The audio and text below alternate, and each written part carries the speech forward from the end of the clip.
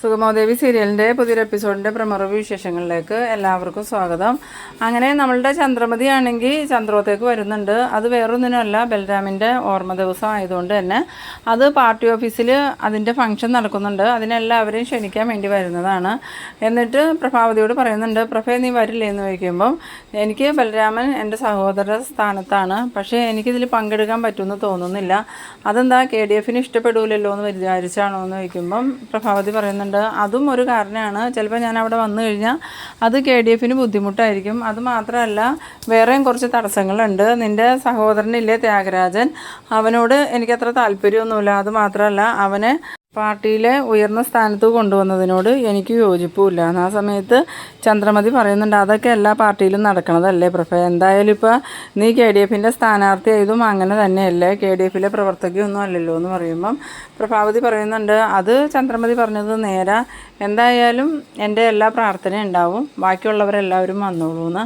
ഇതേസമയം ദേവികയോടൊക്കെ ചോദിക്കുമ്പോൾ ദേവികയൊക്കെ പറയുന്നുണ്ട്, ഞങ്ങൾ എന്തായാലും വന്നേക്കാം ആൻറ്റീന്ന്. രജനിയും അതുപോലെ തന്നെ ചെല്ലാമെന്ന് പറയുന്നുണ്ട്. പിന്നീട് ദേവിക ഞാനിപ്പോൾ വരാമെന്ന് പറഞ്ഞുകൊണ്ട് പോയിട്ട് നന്ദുവിന് ഫോൺ വിളിക്കുന്നുണ്ട്. നന്ദുവിനോട് വിളിച്ചിട്ട് പറയുന്നുണ്ട്, ഇപ്പോൾ ചന്ദ്രമതി ആൻറ്റി ഇവിടെ ഉണ്ട്, നന്ദു ഇപ്പോൾ വരാണെങ്കിൽ ഈ കാര്യങ്ങൾക്കെല്ലാം ഒരു തീരുമാനം ഇന്ന് തന്നെ ഉണ്ടാക്കാം, എത്രയും പെട്ടെന്ന് നന്ദുവും കൂടെ എത്താൻ നോക്കണം. ആ സമയം നന്ദു ആണെങ്കിൽ ഭാർഗവിയുടെ വീട്ടിലായിരുന്നു കേട്ടോ. അപ്പോൾ ഭാർഗവിയോട് പറയുന്നുണ്ട്, വീട്ടിൽ ചന്ദ്രമതി ആൻറ്റി വന്നിട്ടുണ്ട്, ഞാൻ എന്തായാലും ഒന്ന് പോയി നോക്കട്ടെ. ആ സമയം ഭാർഗവി പറയുന്നുണ്ട്, എന്ത് തീരുമാനം എടുത്താലും എല്ലാം ആലോചിച്ച് വേണം കേട്ടോ, എടുത്ത് ചാടിയൊന്നും ചെയ്യരുതെന്ന്. പിന്നീട് നമ്മളുടെ പ്രഭാവതി ചന്ദ്രമതിയോട് പറയുന്നുണ്ട്, എന്നെ ആക്രമിച്ചത് ആരാന്നുള്ളത് ആദ്യം തെളിയട്ടെ, VDF നേതാക്കൾ തന്നെ അതിൻ്റെ പിന്നിൽ. അപ്പോൾ പ്രഭയ്ക്ക് സിദ്ധുവിനും സംശയം ഉണ്ടോയെന്ന് ചോദിക്കുമ്പം അതൊന്നും പറയാറായിട്ടില്ല. എന്തായാലും പോലീസ് അന്വേഷിക്കണമല്ലേ ഉള്ളൂ, പോലീസ് അന്വേഷണം കഴിഞ്ഞാലല്ലേ നമുക്ക് ആരാണ് തെറ്റുകാർ നിരപരാധി ആരാണെന്നൊക്കെ മനസ്സിലാവാൻ പറ്റുള്ളൂ.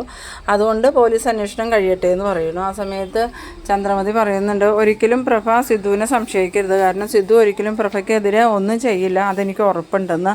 ആ സമയത്ത് പ്രഭാവതി പറയുന്നുണ്ട്, എനിക്ക് അത്ര ഉറപ്പൊന്നുമില്ല, ഞാൻ സിദ്ധുവിനോട് പല പ്രാവശ്യം പറഞ്ഞതാ ദേവികയെ പിൻവലിക്കണമെന്ന്. അന്ന് സിദ്ധു അതനുസരിച്ചെങ്കിൽ ഞാനിപ്പോൾ KDF സ്ഥാനാർത്ഥി ആവില്ലായിരുന്നു. എനിക്കിവിടെ ഒരു പുല്ല് വില പോലും സിദ്ധു കൽപ്പിച്ചില്ല. ഇതിന് പിന്നിൽ പലരും ഉണ്ടെന്ന് ഞാൻ പറഞ്ഞു, അത് സിദ്ധു അംഗീകരിച്ചില്ല. ആ സമയത്ത് ചന്ദ്രമതി ചോദിക്കുന്നുണ്ട്, പ്രഭ ആരെയാണ് പറയണത്, ഇതിൻ്റെ പിന്നിൽ ആരുണ്ടെന്നാണ് പറയണതെന്ന് ചോദിക്കുമ്പം ദേവികയെ മത്സരിപ്പിക്കാൻ തീരുമാനിച്ചതിന് പിന്നിൽ വേറൊരു ആളുണ്ട്. ആ ആൾ ചന്ദ്രോത്ത് തറവാട് തകർക്കാൻ വേണ്ടിയിട്ടാണ് ദേവികയെ സ്ഥാനാർത്ഥിയാക്കിയത് തന്നെ. ഞാൻ ഒരിക്കലും അനുവദിക്കില്ല ചന്ദ്രമതി. ആ സമയത്ത് ചന്ദ്രമതി ചോദിക്കുന്നുണ്ട്, പ്രഭ ഉദ്ദേശിക്കുന്നത് ത്യാഗരാജനെയാണോ എന്ന് ചോദിക്കുമ്പം അതിപ്പോൾ തീർത്ത് പറയാറായിട്ടില്ല, എന്തായാലും ത്യാഗരാജനും ഇതിൽ പങ്കുണ്ട്, ആ കാര്യത്തിൽ എനിക്കൊരു സംശയമില്ല എന്ന്.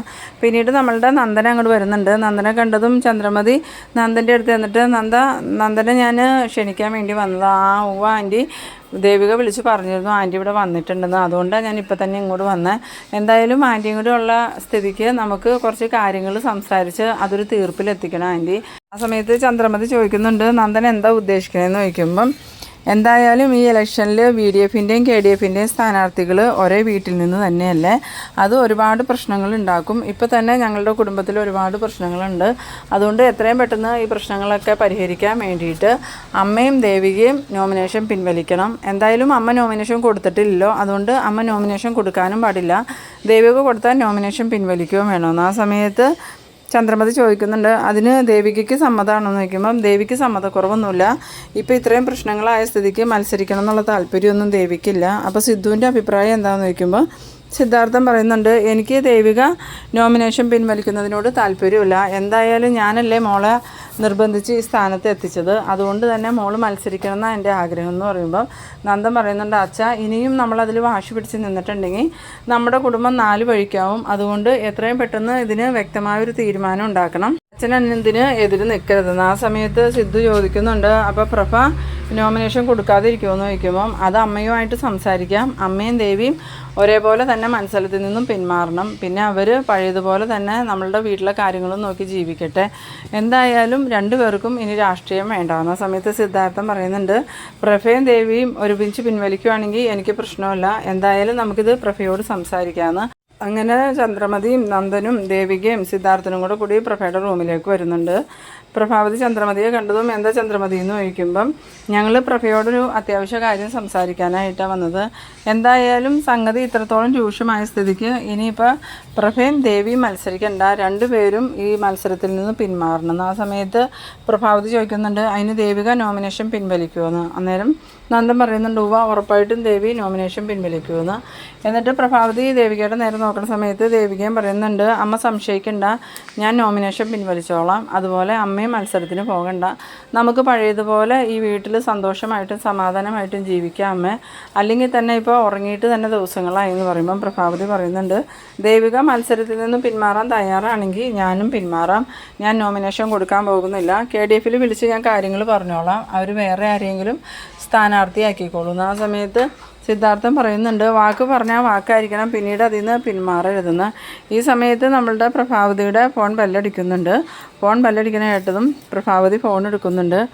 ഫോൺ എടുത്ത് ഹലോ എന്ന് ചോദിക്കുന്നതും മറുഭാഗത്തു നിന്ന് വിളിച്ച ആൾ പറയുന്നുണ്ട് ഇപ്പോൾ തന്നെ നോമിനേഷൻ പിൻവലിക്കാമെന്ന് ദേവിക പറയുന്നത് വെറും നാടകമാണ്. പ്രഭാവതി മത്സരിക്കുന്നില്ല എന്ന് തീരുമാനിച്ചു കഴിഞ്ഞാൽ ദേവിക മത്സരമായിട്ട് മുന്നോട്ട് പോകും. അതിനു വേണ്ടിയിട്ട് എല്ലാവരും കൂടി ഒരുക്കുന്ന ട്രാപ്പാണ്. ആ ട്രാപ്പിൽ വീഴരുതട്ടോ എന്നാണ് വിളിച്ച ആൾ പറയുന്നത്. അത് കേട്ടതും പ്രഭാവതിക്കാണെങ്കിൽ ആകെ ഷോക്കാവുന്നുണ്ട്. ഈ സമയത്ത് നമ്മളുടെ സിദ്ധാർത്ഥനും ദേവികയും നന്ദനും അതുപോലെ ചന്ദ്രമതിയൊക്കെ ആകാംക്ഷയോടുകൂടി തന്നെ ഇങ്ങനെ പ്രഭാവതിയുടെ നേരെ നോക്കുന്നുണ്ട്. പ്രഭാവതിയുടെ ഇവിടെ നിന്നുള്ള സംസാരം കേൾക്കുമ്പോൾ എന്തോ ഒരു അപകടം ഉണ്ടെന്നുള്ളത് അവർക്ക് മനസ്സിലാവുന്നുണ്ട്. അങ്ങനെ ഫോൺ വെച്ചതും പ്രഭാവതി പറയുന്നുണ്ട് കൊള്ളാം ചന്ദ്രമതി, നിങ്ങളുടെ നാടകം ഗംഭീരമായിട്ടുണ്ട്. എന്നെയും കൊണ്ട് മത്സരിപ്പിക്കരുതെന്ന് തീരുമാനം എടുത്തതിന് ശേഷം ദേവികയെ മത്സരിപ്പിക്കാനല്ലേ നിങ്ങളുടെ പ്ലാൻ? അതെന്തായാലും നടക്കാൻ പോണില്ല. ഇനിയിപ്പോൾ ആകാശം ഇടിഞ്ഞു വീഴുമെന്ന് പറഞ്ഞാലും ഞാൻ ഇതിൽ നിന്നും പിന്മാറില്ല. ഞാൻ ഉറപ്പായിട്ടും മത്സരിക്കും. ഈ പ്രാവശ്യത്തെ MLA ഞാൻ തന്നെയായിരിക്കുമെന്ന്. കേട്ടത് സിദ്ധാർത്ഥൻ ചോദിക്കുന്നുണ്ട് പ്രഭ നീ എന്തൊക്കെയാണ് ഈ പറയണേ?